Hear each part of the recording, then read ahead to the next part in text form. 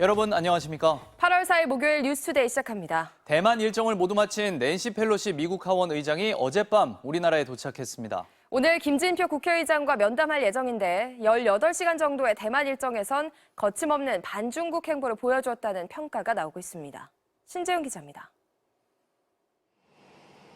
어젯밤 9시 반쯤 오산 공군기지에 도착한 낸시 펠로시 미국 하원 의장은 곧바로 용산 호텔로 이동해 여장을 풀었습니다. 오늘 오전에는 공식 방한 일정으로 국회에서 김진표 국회의장과 만납니다. 인도태평양 지역의 안보와 경제협력, 기후위기 같은 현안에 대해 50분간 회담을 갖고 공동 언론 발표를 할 예정입니다. 오후에는 판문점 공동경비구역을 찾아 장병들을 격려한 뒤 일본으로 출국할 계획입니다. 윤석열 대통령과의 만남 가능성도 제기됐지만 대통령 휴가 일정 등으로 이뤄지지 않았고 회동 조율 과정도 없었다는 게 대통령실 설명입니다. 앞서 중국의 강력한 반발 속에 18시간 동안 대만을 방문한 펠로시 의장은 도착 직후부터 중국 때리기에 나섰습니다. 대만의 민주주의를 지원하려는 미국의 확고한 약속에 따른 것이라며 도착 성명을 밝혔고 미리 전해둔 언론 기고문을 통해 중국의 압박으로 대만의 민주주의가 위협받고 있다며 시진핑 중국 국가주석이 인권과 법치를 무시하고 있다고 직격탄을 날렸습니다. 차이잉원 대만 총통과의 만남에선 최고 훈장을 수여받은 뒤 민주화 독재를 부각시키며 대만 수호에 대한 미국의 의지를 강조했습니다. Today the world faces a choice between democracy and autocracy. America's determination to preserve democracy here in Taiwan and around the world remains ironclad. 대만 최대 반도체 회사 TSMC 회장을 만나 미국과의 반도체 동맹을 강화했고 1989년 중국 천안문 사태의 주역과 홍콩에서 중국 공산당 비판 서적을 팔다 납치됐던 중국 반체제 인사들도 면담했습니다. 중국 입장에선 모두가 중국을 자극하는 이른바 반중국 행보로 짜여진 일정이었습니다. MBC 뉴스 신재용입니다.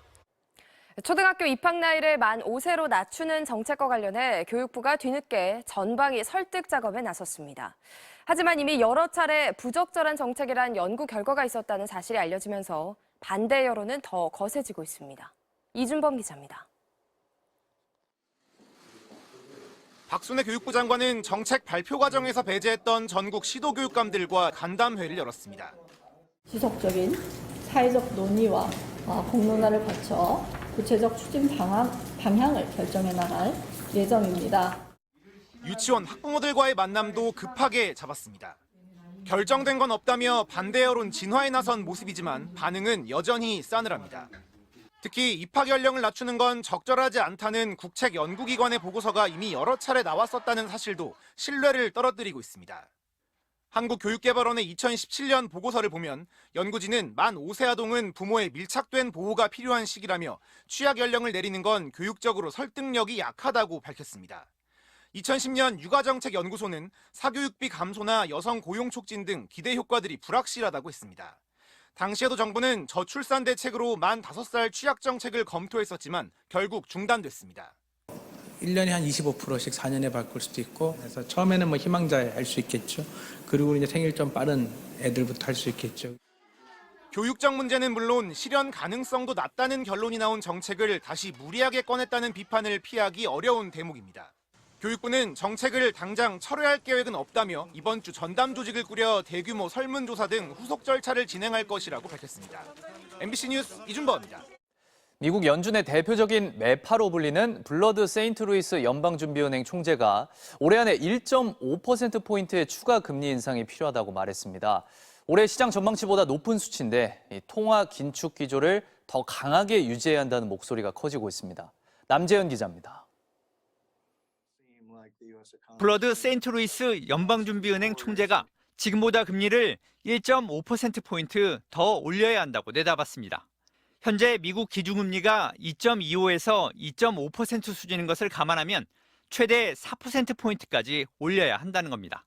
당초 시장에서는 올해 3번 남은 FOMC 정례회의에서 0.5%포인트 1번, 0.25%포인트 2번을 올려 기준금리가 연말까지 3.25%에서 3.5%까지 올라갈 것으로 예상하고 있습니다.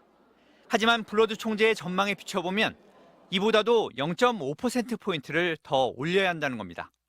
블러드 총재는 현재 미국 경기가 2분기 연속 마이너스 성장을 기록하고 있지만 고용 지표는 여전히 좋아 경기 침체로 볼 수 없다는 입장을 고수해오고 있습니다.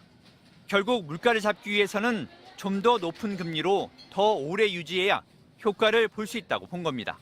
블러드 총재에 이어 전날 에번스 시카고 연방준비은행 총재는 3번 연속 0.75%포인트씩, 메스터 클리블랜드 총재 역시 아직 갈 길이 멀다는 입장을 내놓은 상황이어서 향후 금리 인상 폭에 관심이 쏠리고 있습니다. 이 가운데 블러드 총재와 메스터 클리블랜드 총재는 오는 9월과 11월, 12월에 열리는 FOMC 정례회의에 투표권을 행사합니다.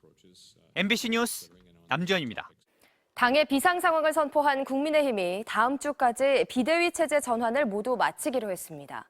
비대위를 의결할 전국의 서병수 의장은 비대위가 출범되면 이준석 대표는 바로 해임되고 이후 전당대회를 통해 임기 2년짜리 지도부를 선출할 것이라고 밝혔습니다. 임현주 기자입니다. 국민의힘이 이번 주 금요일 상임 전국위에 이어 다음 주 9일이나 10일 전국위를 개최해 비대위원장 임명까지 모두 마치겠다고 밝혔습니다. 지금의 상황이 비대위가 필요한 비상 상황인지 6번 해석을 하고 이후 당원을 개정해 권성동 직무대행이 비대위원장을 임명할 수 있게 하겠다는 겁니다. 서병수 전국위 의장은 비대위 출범과 함께 이준석 대표는 자동 해임되는 것이라고 못 박았습니다. 비상대책위원회 위원장은 당 대표의 권한을 가지게 되는 겁니다. 자동적으로 이준석 대표도 제명이 된다라고 할까요? 어쨌든 해임이 되는 거죠. 이 대표의 복귀를 전제로 하는 비대위는 불가능하다고 일축했고 조기 전당대회를 통해 온전한 새 지도부를 선출할 것이라고 밝혔습니다. 비상대책위 다음에 열리게 되는 전당대회이기 때문에 저희들이 해석하는 바로는 2년 임기를 가진 온전한 지도부가 되리라고 봅니다. 이준석 대표는 SNS를 통해 이준석 욕하다 문자가 카메라에 찍히고 지지율 떨어지니 내놓은 해법이 복귀를 막겠다는 판단이냐며 즉각 반발했습니다. 그러면서 용피셜, 즉 용산 대통령실 논리로는 당은 비상 상태가 아니다. 내부 총질하던 당대표가 바뀌니 참 잘하는 당 아니냐고 꼬집었습니다. 서병수 의장을 겨냥해 당원 당규를 입맛대로 해석해선 안 된다는 비판도 잇따랐습니다. MBC 뉴스 임현주입니다.